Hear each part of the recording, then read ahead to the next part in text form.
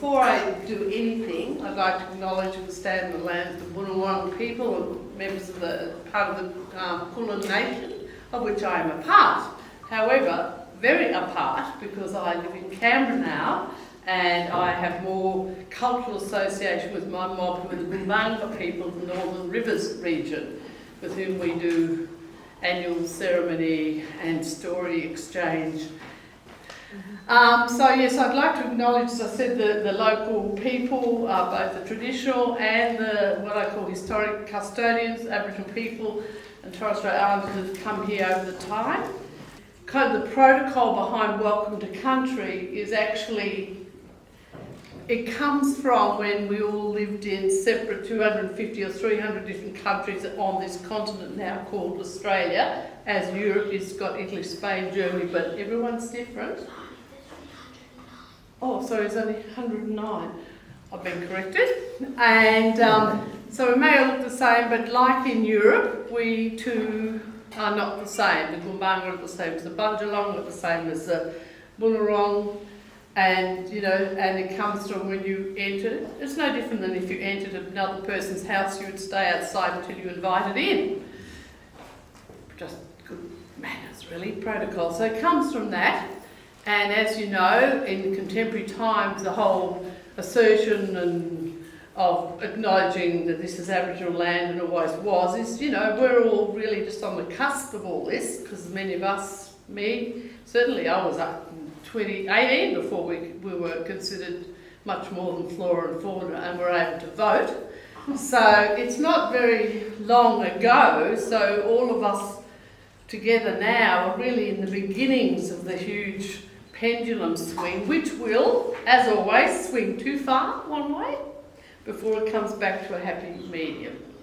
So you'll hear a lot of outrageous Aboriginal people getting special too much, certain individuals, you know, being Aboriginal is all you need to know. You know, so you'll get all that, and you get a lot of people identify as Aboriginal because Ancestry.com says way back then they were, you know, this sort of thing. You get all that, that's all part of the pendulum swing of correcting the wrongs of the past, right? It's all part of it.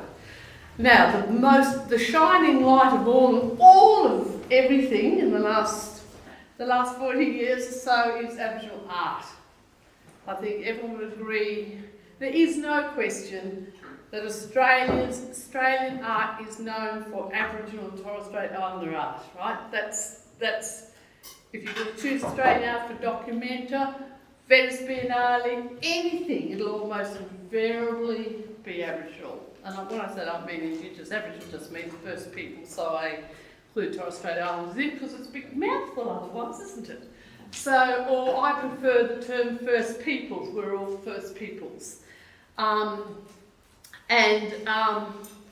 Otherwise, of course, the other art that isn't First Peoples art clearly comes with the ancestry of those people whose ancestors come from somewhere else. So that's fine, and it gets adapted and altered by the environment within which artists live, but there is some origins of a different ancestry. No less, no different, different but no less. So if you want something uniquely Australian, then, you know, it's Aboriginal. Because, you know, like I just recently did the Songlines exhibition, which is touring now in Europe. That will tell you that the foundational stories of this country are the songlines of 50, 60, 65,000 years ago. And it's just, and I'll also say in that, is that everybody in this room, everybody in Australia is a legatee of it. Everybody is an inheritor of whatever history occurred here before them or their people or anyone came. So that means, of course, it comes with responsibility to help protect the heritage and culture of this country. You don't have to be Indigenous to do that, you just have to be Australian. Now, let me get on to this lovely lady. You know, where do you start? Emily was certainly my lady way back, but we'll get on to her legacy, and I think this is what you're seeing around the mall today, is a legacy of Emily Ngawa. Now, I don't know who or who doesn't know her, but I'll give you a little history of Utopia so you know who Angelina is. And, you only know people, Aboriginal people from who they are, you know who they are from where they come from and the stories that come with them. So there's no doubt this extraordinary array of images is not only new but also very old. So you get the ancient meets contemporary with Indigenous art. We'll get on to that later. So she was born in 1947, makes her 75 right now, which is getting on in the Aboriginal world. She's a senior custodian. That means she is one of a number of people who share roles and responsibilities for a place called Adjunct, which is part of one of 16 kind of camps, for want of a better word, 16 different villages or camps that make up what's called Utopia. Now, Utopia is obviously not an Aboriginal word. In fact, it's 1920s, a mob of white fellas drove in cattle from thirsty south up to the desert. I don't quite know why that would make it less thirsty. But anyway, they got up to the middle and decided, whatever that was bounding with rabbits and everything, and they thought they were in Arcadia and had rabbits too every night, so they called it Utopia. But that's obviously not the Aboriginal name. And there was, over years, in the 1970s, it was an excision. Your native land, I don't know if you know, but the Land Rights Act, 1976, gave back Aboriginal people in the Northern Territory parts of their land. So Utopia became like what they call an excision of the then pastoral properties that were squatters, obviously, or trespassers, depending on which way you want to see it. So we know that she's, obviously in many collections now. She's painting her grandfather's country. And when we say painting country, everything, anything Aboriginal is about country, everything is country. Now, country isn't, capital C, doesn't mean land, earth, surface or countryside. It's not a visual thing, right? Country is a world view. Everything is about, the ancestors, the stories you need to pass on to your children, the stories about gender relations, marriage rules, how to care for country, what animals wear, what ceremonies. It's all wrapped up in this word called country, right? Word called country. So it doesn't mean surface. When you get that, you'll get that any painting that's called country is not just talking about, it's obviously talking about that place, but everything to do with that place, everything that comes with that place, all the people before, all the people to come, all the things that need to be done to keep that country spiritually alive as well as physical. In 1970, when everyone got kicked off, when the wages, what they call parity, came in, Aboriginal people had been working for pastoralists for nothing, for flour, sugar and tea, but at least they were on their country. The pastors were then obliged to pay, so the Aboriginal people were sent away. If they're going to pay anyone, they'll pay white workers.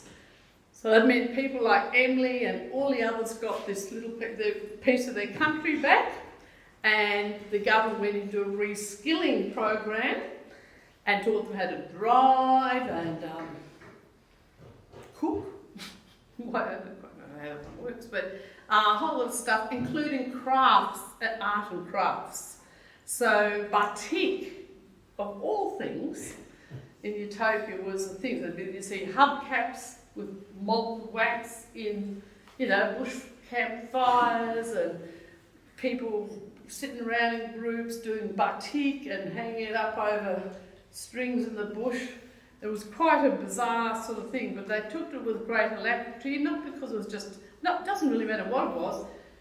Bunches of women always love to sit together and do stuff together. We're talking about a community, collaborative, naturally togetherness society. That's where you yarn up, that's where you find out who's who in the zoo, and all the stories you need to know for life happens in these groups, they're like ceremonies.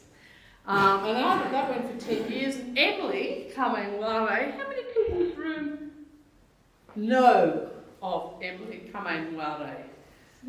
About half. Okay, at least they know of existence.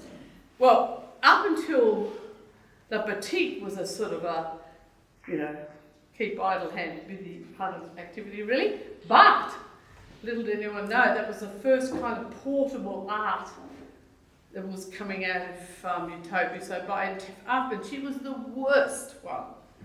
She was the one that was considered, she used to rubbish one and to tease her and everything, because batik, if you've ever done it, is very precise.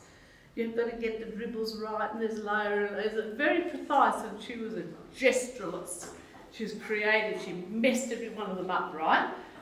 So, when somebody, Rodney Gooch and Chris Hodges, their names are, decided to take some canvases out to this place called Utopia, 250 kilometres northeast of Alice.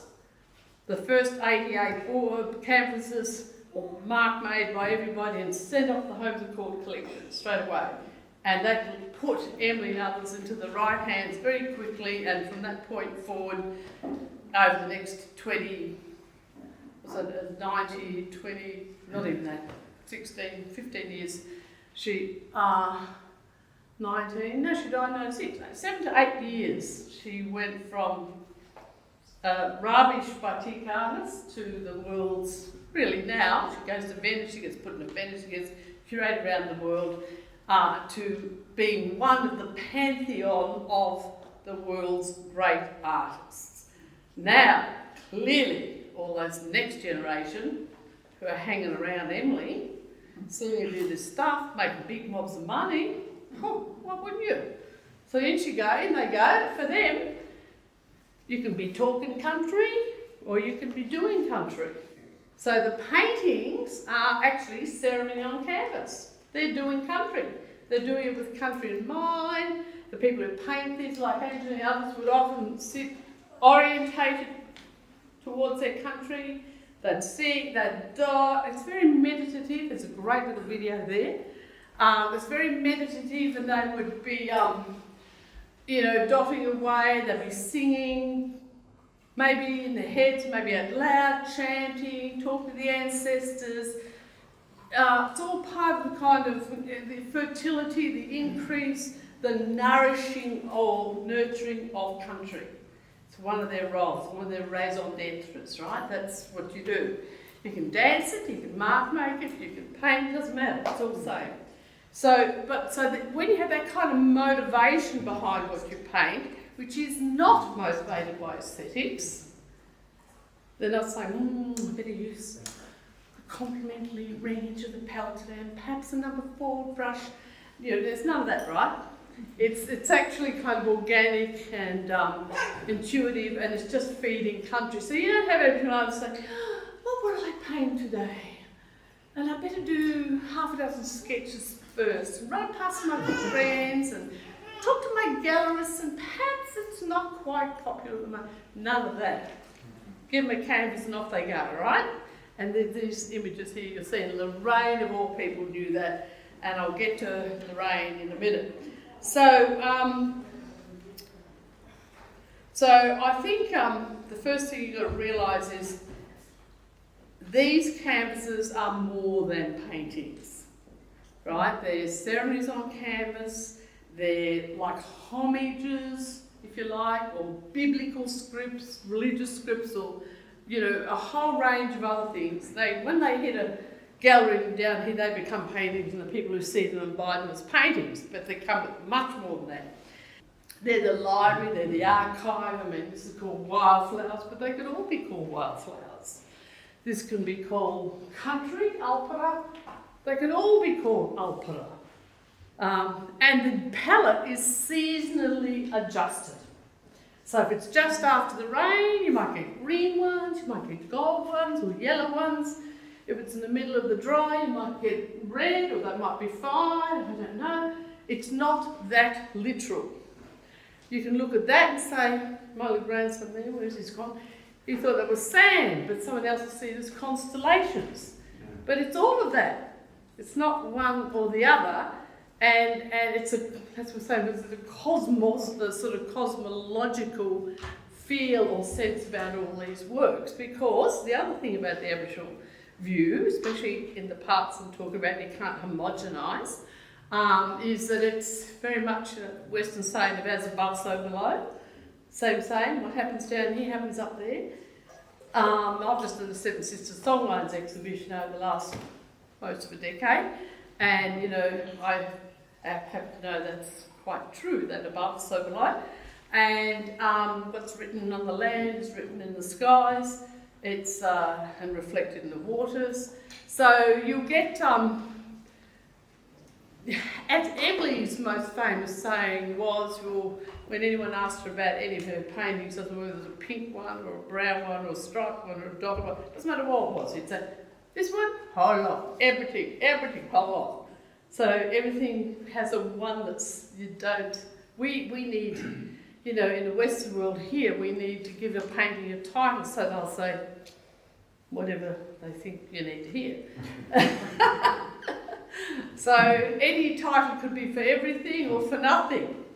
You know, so I think that's the thing when you get into Aboriginal art, which I said is more than art, just as a matter of interest, there is no word for art in any Aboriginal language, right? The closest approximation is ancestors' tracks, marks of meaning, animal tracks, mark making. So you're getting mark making. And in the Western world, you might want to call it painting, it doesn't matter. You want to call it art, doesn't matter. It doesn't take away from what the bigger picture is, but you'll get a bigger picture than a painting. It's a portal, right? They're portals to, in the first instance, place, and the second instance to a whole cultural worldview, and the third instance to the particularities of that individual, in this case, Angelina's, individual's connection to that patch of country called Apura, that her grandfather the father and that four have bequeathed her to maintain in story, song, dance and visit to keep the land alive.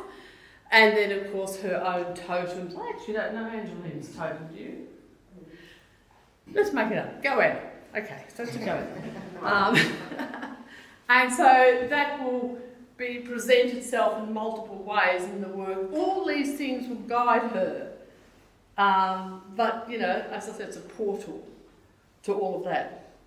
As Bernard Jolkery once said, we're making this work because we want to be sitting on country, because we want to be sitting on it so we can look after it. Now, a lot of these paintings, Aboriginal art paintings, are painted with what we call country in mind. Doesn't mean they're on country. Physically means in mind. So they're still connecting, reconnecting, reaffirming. They don't physically have to be there. So it's a way of transporting them. And the other, Michael Jagamara Nelson, who's an artist you may or may not know, who did that mosaic in the forecourt of Parliament House. There's a big mosaic. He's Walkley, and he says, well, without the story, the painting is nothing. So it's not an exploration of the formal qualities of composition, colour and blood. It's none of that. You bring that to it. They don't. So they will, you know, select, you can see there, they'll select what colours they paint, when they paint, how they paint. And this dotting idea is a lovely history with this dotting idea. It goes right back to using dots to veil secret, sacred things that you should know in the early days when people outside who were not supposed to know what was happening on a work, mainly in Papunya in the centre, they veiled it with dots. But dots also mean when they were painting up for dancing and there'd be the firelight, you get the flickering, right? The flickering of the dots. So the other story is the greater the shimmer, the greater the spirituality, the greater the power. So it's another line. But as you see here, you see veils and dots, you see, you know, because of Angelina, I'd say there's a sense of the dancing dots and a relationship to women's ceremony, which is called awuya. and that whole swaying motion movement, fast and slow, blurry and sharp, would be related to the sense of dancing in the sand.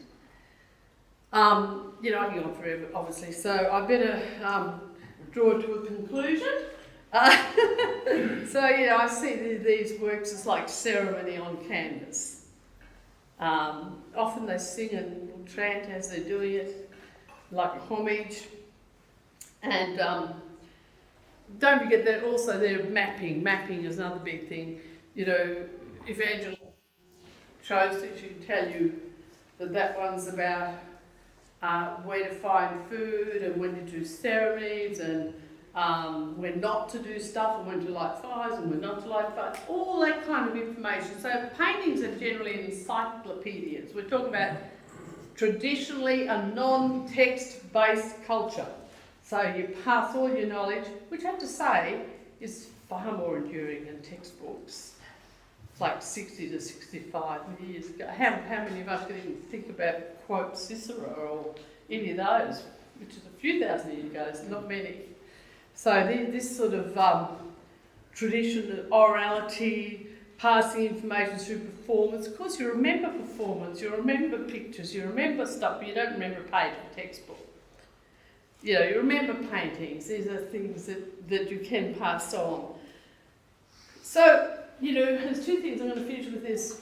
Oscar Wilde, of all people, once said, you know, the most successful art is born not of ambition but of necessity.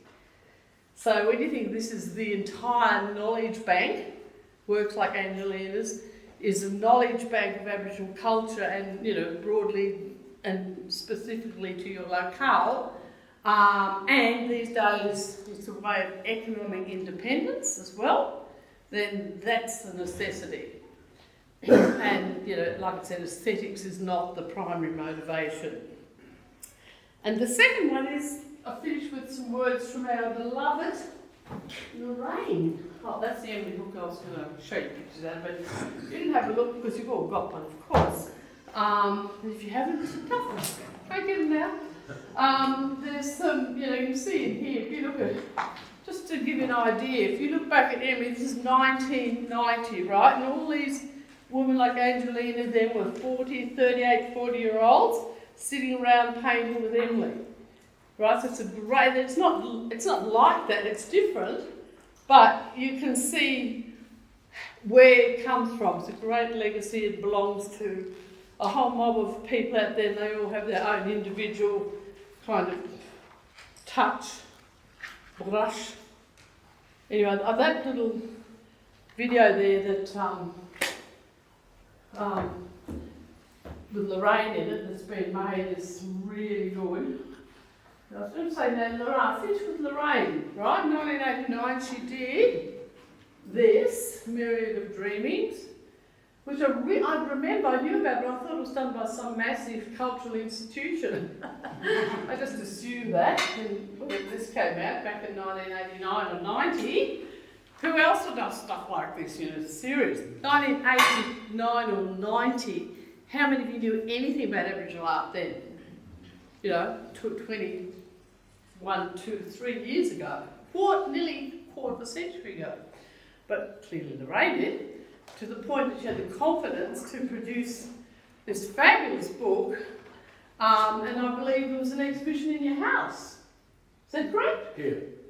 You had this here? Here, Westpac, and in Sydney. Yeah, there you go. So that's a historic document. And then this is obviously to do with this one here, Pwerl. I know the linguists around decide to take E off Pwerl and Ngawa, but don't listen to them. It should have an E on them. They think it's a sign of respect to drop the E when someone passes. Very rational, isn't it? So anyway, that's my little poke. So here we've got, this is what she says.